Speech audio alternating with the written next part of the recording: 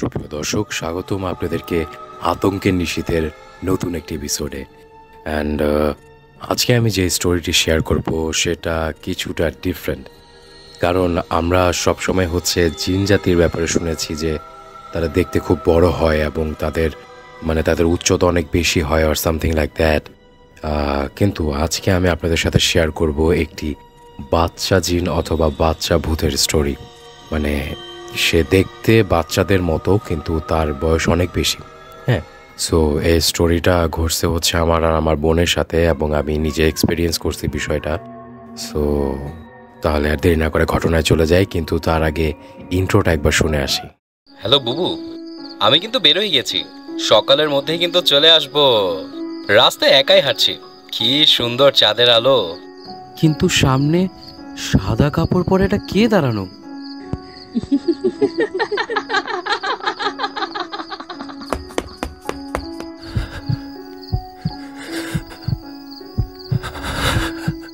ওরে আল্লাহ, ওরে আল্লাহ, এটা আমি কি দেখলাম?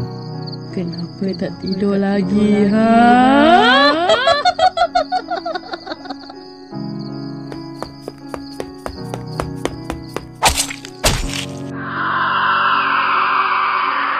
ওয়েলকাম টু আতঙ্কের নিশীথে।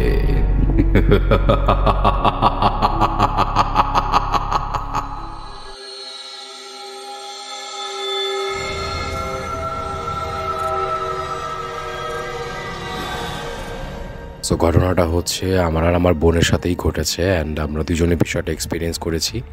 সো আমার বোনের বাসার ব্যাপারে আপনাদেরকে নতুন করে বলছি, বাট তার আগে বলি যে এই সেম বাচ্চা জিনের সাথে ঘটে যাওয়া আরেকটা স্টোরি আমার পেজে, আমার ইউটিউব চ্যানেলে দেওয়া আছে। আপনারা চাইলে সেটাও শুনতে পারেন, এপিসোড 2, ছবির ভিতরে শয়তান।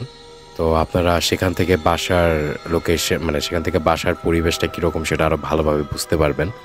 আর তারপরে যারা আজকে নতুন শুনছেন তাদের জন্য নতুন করেই বলছি যে আমার বোনের বাসাটা মগবাজারের আশপাশে একটি এরিয়াতে, অ্যান্ড তার বাসার ডেকোরেশনটা কিছুটা 90s-এর নায়ক নায়িকাদের বাসা যেরকম সুসজ্জিত থাকে ঠিক সেরকমই। সো বাসাটা একটু পুরনো হওয়ার কারণে আশপাশে গাছগাছালি অনেক বেশি আছে, এবং এটা একটা সোসাইটির ভিতরে বাসা, তো আশপাশে অনেক গাছগাছালি থাকাটা স্বাভাবিক। সো আমাদের সাথে যেই ইনসিডেন্টটা ঘটে সেটা ড্রয়িং রুমে ঘটছিল। অ্যান্ড ড্রয়িং রুমের ব্যাপারটা আপনাদের সাথে আগেই শেয়ার করি। ড্রয়িং রুমের লোকেশনটা ড্রয়িং রুমের ডেকোরেশনটা ধরেন দুইটা রুম মিলে একটা রুম, এরকম বড় সাইজ, নর্মাল সাইজের রুম দুইটা মিলে একটা বড় রুম। অ্যান্ড দরজা দিয়ে ঢোকার পরে একদম শেষ দেয়ালে, শেষ দিকে দেয়ালে 3 দেয়ালে 3টা সোফা আছে, অ্যান্ড মাঝখানে সোফার অপোজিটেই একটা টিভি আছে। আর তো সোফায় বসা থাকা অবস্থায় যদি বলি, টিভির দেয়ালের হাতের বাম পাশে একটা স্লাইডিং ডোর আছে, যেটা দিয়ে ড্রয়িং রুম থেকে ডাইনিং স্পেসে যাওয়া যায়। আর বাম পাশে একটা দরজা আছে, সেটা ব্যালকনিতে যাওয়া যায়। আমি কেন এক্সপ্লেন করছি এটার রিজন আছে, আপনারা স্টোরিটা শুনলেই বুঝতে পারবেন। সো ঘটনাটা এরকম যে আমি আর আমার বোন একদম মাঝখানে বরাবর যে সোফাটা ছিল সেটাতে বসে টিভি দেখছিলাম, কারণ টিভিটা একদম অপোজিটেই। তো টিভি দেখছিলাম, তো টিভি দেখতে নর্মালি আমরা কোনো একটা শো অথবা কিছু একটা দেখছিলাম। তো এর মাঝখানে আমি বলে রাখি যে যে স্লাইডিং ডোরটা আছে সেই স্লাইডিং ডোরটা বন্ধ ছিল, এবং ব্যালকনির যে কাঠের লকের দরজাটা সেটাও বন্ধ ছিল। সো যদি কারো এপাশ থেকে ওই পাশে যাইতে হয় অবশ্যই দরজা খুলে তারপর যাইতে হবে। তো এখন স্টোরিটা এরকম যে টিভি দেখতে দেখতে অনেক সময় এরকম হয় না যে আমরা একদিকে তাকায় আছি, কিন্তু আর চোখে মনে হয় আমরা আশপাশে অন্য কিছু দেখছি, অথবা আর পাশে আমরা বরাবর তাকায় আছি কিন্তু পাশ দিকেও হেঁটে যাচ্ছে, এটা আমরা দেখলে বুঝতে পারবো আমরা আর চোখে যেটাকে দেখা বলে আর কি। তো টিভিটা দেয়ালে টাঙানো, টিভিটা দেয়ালে আটকানো। তো আমি টিভি যখন দেখছি, তো আমার বোন ফোন চালাচ্ছিল, সামহাও কাউকে টেক্সট করছিল আর সামথিং। তো আমি টিভি দেখতে দেখতে হঠাৎ আমার কাছে মনে হইলো যে স্লাইডিং বন্ধ ডোরটার ভিতর দিয়েই একটা বাচ্চা দৌড়ায় সেই ব্যালকনির দরজার ভিতর দিয়ে চলে গেল। হঠাৎকার আমার কাছে মনে হলো খুব দ্রুত চলে গেল, খুবই দ্রুত চলে গেল। এত ফাস্ট কোনো নর্মাল বাচ্চার যাওয়া সম্ভব না। আর তার মধ্যে দোনোটার দরজা হচ্ছে বন্ধ ছিল। তো বাচ্চাটা হচ্ছে দৌড়ে এক দরজা থেকে ব্যালকনির দরজার ভিতর দিয়ে চলে গেল, কাঠের ভিতর দিয়েই চলে গেল। তা আমার কাছে মনে হয়েছে ঠিক আছে, বাট এখন দোনোটার দরজা যেহেতু বন্ধ, এভাবে করে কারো দৌড়ে চলে যাওয়া তো কোনোভাবেই সম্ভব না। আমি ভাবি হয়তো আমার মনের ভুল হইতে পারে, টিভি দেখতেছি, চোখের আড়ালে অন্য কিছু চোখে পড়ছে আমার। তো আমি বিষয়টা অ্যাভয়েড করি, আমি আমার মতো টিভি দেখি, আমার বোনের সাথে প্যাচাল পারতেছিলাম। তো এর মাঝখানে আমার ওয়াশরুমে যাওয়ার প্রয়োজন ছিল, আমি ওয়াশরুমে যাই। তো আমি ওয়াশরুম থেকে যখন বের হওয়ার পরে আমি দেখি যে আমার বোন খুব অদ্ভুতভাবে আমার দিকে তাকায় আছে। তো আমি আমার বোনকে জিজ্ঞেস করলাম, কি রে, কি হয়েছে, এভাবে আমার দিকে তাকায় আছিস কেন? কয় না কিছু হয়নি, তুই এখানে এসে বস দেখতো আমার সাথে। তো আমি যে ওর সাথে সোফায় বসি, তো ও আমাকে বলে যে ভাই তোকে একটা জিনিস শেয়ার করব, তুই ভয় পাইস না। আমি বললাম যে কি হয়েছে, কোনো ঝামেলা? আমি ভাবছি যে হয়তো বার ফোনে ফ্রেন্ডের সাথে যার সাথে টেক্সটিং করছিল ওখানে কোনো কিছু একটা হয়েছে। তো আমাকে বলে যে ভাই আমি না একটা জিনিস দেখছি। আমি বললাম তুই কি দেখছিস? কয় দেখ, ব্যালকনির দরজাটা বন্ধ, স্লাইডিং ডোরটা বন্ধ, কিন্তু আমি স্পষ্ট দেখছি একটা বাচ্চা ব্যালকনির দরজার ভিতর দিয়ে বের হয়ে স্লাইডিং ডোরের ভিতর দিয়ে ডাইনিং স্পেসের দিকে চলে গেছে। তখন আমার কাছে বিষয়টা খটকা লাগে এবং আমি ওকে বলি, তুই এটা দেখছিস? বলে যে হ্যাঁ আমি এই জিনিসটা কিছুক্ষণ আগে দেখছি। তুই ওয়াশরুমে ঢুকলি, সাথে সাথে আমি জিনিসটা দেখছি। আমি বললাম 5-10 মিনিট আগে সেম জিনিসটা আমিও দেখছি, কিন্তু আমি স্লাইডিং ডোর থেকে ব্যালকনির দরজার দিকে দৌড়া যেতে দেখছি। তো বলে যে তাহলে তো জিনিসটা মানে চোখের ভুল না, চোখে দেখার ভুল না, অ্যাকচুয়ালি কিছু এখানে একটা হচ্ছে আর সামথিং। তাই আমি বললাম যে আচ্ছা ঠিক আছে, ভয় পাইস না, কিছু হবে না, ইটস ওকে, আমরা দোয়া দরুদ পড়ে বসি, টিভিতে দেখতেছিলাম, টিভিটা অফ করে দিই, আমরা নর্মালি কথা বলতে থাকি।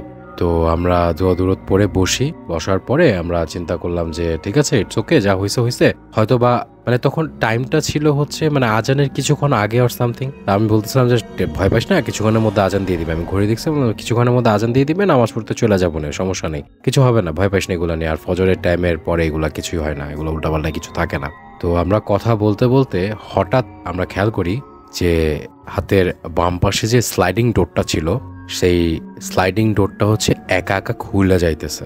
তো আমি নর্মালি বলি, একটা রুমের দরজার জন্য যখন স্লাইডিং ডোর বানানো হয় সেটা মিনিমাম 8 থেকে 9 ফুট উচ্চতা হয়, অথবা 7 ফুট থেকে 8 ফুট উচ্চতা হয়ে থাকে সেটার। তো একটা 7 থেকে 8 ফুট উচ্চতার দরজা, স্লাইডিং ডোর, কাচের তৈরি, সেটা একা একা কিন্তু খুলে যাওয়া কোনোভাবেই সম্ভব না, কারণ এর একটা ওজন আছে, বাতাসে তো কোনোভাবেই জিনিসটা খোলা সম্ভব না। তা আমরা ভাবছি হয়তো বা বেডরুম থেকে খালামণি চলে আসছে। তো আমরা বিষয়টা অতটা খেয়াল করে চিন্তা করি নেই যে খালামণি, আমি ভাবছি যে খালামণি আসছে, ইটস ওকে, নো প্রবলেম। কিন্তু ওর 1 থেকে 2 মিনিটের মধ্যে আমার কাছে খটকা লাগার কারণে আমি সেই স্লাইডিং ডোরটার দিকে ভালো করে তাকাই, অ্যান্ড আমি যা দেখি আমার এখনো লোম দাঁড়ায় যাইতেছে কথাটা বলতে। আমি দেখি যে একটা ছোট্ট বাচ্চা সেই দরজা দিয়ে উকি দিয়ে আমাদের দিকে তাকিয়ে হাসতেছে, খুব বিভৎস একটা চেহারা নিয়ে। তার চেহারা দেখে মনে হচ্ছে যে একদম ফ্যাকাশে হয়ে গেছে, কিন্তু সে খুব ভয়ঙ্করভাবে সে আমাদের দিকে তাকায় হাসতেছে। তো এইটা দেখার পর আমার তো অবস্থা খারাপ হয়ে যায়, আমি প্রচণ্ড ভয় পেয়ে যাই। আমি আমার আপুকে বলি যে আপু, আমরা এতক্ষণ যেটাকে দৌড়াইতে দেখছি, আমি ওটার ডিরেক্ট চেহারা দেখে ফেলছি, আমি সহ্য করতে পারতেছি না, আমার কেমন জানি মাথা ঘুরাইতেছে। তো ওই আমাকে বলে কি বলিস, তোরা কি দেখছিস, আমাকে বুঝায় বলে। আমি বললাম যে আমি যদি তোরে এক্সপ্লেন করি তোর অবস্থা আরো খারাপ হয়ে যাবে, তুই এমার্জেন্সি খালামণিকে ফোন দে, এই রুমে আসার কথা বল। তো সে সাথে সাথে খালামণিকে কল করে আমার অবস্থা দেখে। খালামণি বলে যে ঠিক আছে, আমি এক্ষুনি আসতেছে। তো তার উঠে আসতে হয়তো বা 2-1 মিনিট সময় লাগছে। অ্যান্ড এর মাঝখানে আমি আর আমার বোন যা দেখছি, সেটা দেখার পরে আমরা ওই রুমে যায় কখনো আর আড্ডা দিইনি রাতেবেলা। আমরা দেখলাম সেই স্লাইডিং ডোর দিয়ে একটা মহিলা, শাড়ি পরা, লাল রঙের শাড়ি পরা, সে হাইটা সেই বাচ্চাটাকে কোলে নিয়ে স্লাইডিং ডোরের সামনে দিয়ে সেই ব্যালকনির দরজা দিয়ে বের হয়ে গেল, এবং বাচ্চাটা সেই ঠিক সেমভাবে বিভৎসভাবে আমাদের দিকে তাকায় হাসতেছিল। অ্যান্ড যে মহিলাটা ছিল, সে মহিলাটার চেহারায় কোনো চোখ, নাক, ঠোঁট কিছুই ছিল না। কিন্তু কথাটা হচ্ছে, সেই বাচ্চাটা যখন আমাদের দিকে তাকিয়ে হাসছিল, তখন আমাদের দুইজনের শরীর অবশ হয়ে যায়। আমরা জায়গা থেকে নড়তে পারতেছিলাম না, আমাদের কাছে মনে হচ্ছিল কেউ আমাদেরকে জোর করে ধরে রাখছে। বাট আল্লাহর অশেষ রহমতে কিছুক্ষণের ভিতরে আমার খালামণি হচ্ছে ওই রুম থেকে রুমে চলে আসে। তো উনি খুব পরেশগার ব্যক্তি, উনি নামাজ পড়ে। তো উনি যখন এই রুমে চলে আসার সাথে সাথে আমরা দেখলাম রুম থেকে ওই জিনিসটা ব্যালকনির দরজাতে বের হয়ে চলে যায়। অ্যান্ড আমাদের দুজনের বডি একদম শরীর হাত পা ছেড়ে দেয়, ঠান্ডা হয়ে যায় শরীর। তো খালামণি এসে বলতেছে, তোদেরকে আমি কতবার বলছি এই রুমের মধ্যে রাতে বেলা আড্ডা দিতে না, তোরা আমার কথা কেন শুনিস না? এখন বের হয় রুম থেকে। তোরা যদি কোনো কিছু দেখা থাকিস তাহলে এটা এই জায়গার মধ্যে ঘুরতে থাকে অলওয়েজ, তাই তোরা দেখিস এই জায়গা ওর। কারণ ব্যালকনির মধ্যে যেই ফুল গাছটা এসে আছে, মানে ব্যালকনি হচ্ছে একটা ফুল গাছ দিয়ে ঢাকা, যে ফুল গাছটাতে ঢাকা আছে সেই ফুল গাছটি ওর বাসা এবং এটা ওর চলাচলের রাস্তা। কেন তোরা রাতে বেলা এখানে এসে বসিস?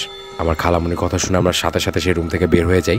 অ্যান্ড বের হয়ে হচ্ছে খালামণির রুমে চলে যায়, বেডরুমে চলে যায়। অ্যান্ড আমরা সুরা টুরা পরে ঘুমানোর চেষ্টা করি। অ্যান্ড সেদিন রাতে বেলা আর কোনো কিছুই হয়নি, বাট আমরা ভয় পেয়ে যাই এবং সেখানে আমরা রাড্ডা দিয়ে বন্ধ করে দিই যে না, এই রুমে একাও বসা যাবে না, এই রুমে দুজনও বসা যাবে না, বসলে 4 থেকে 5 জনের উপরে বসতে হবে।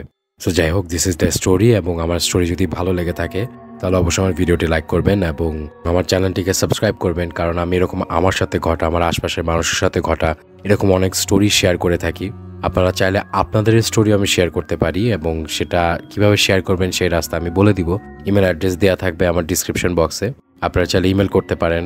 সো আজকে এই পর্যন্তই, দেখা হবে নেক্সট এপিসোডে।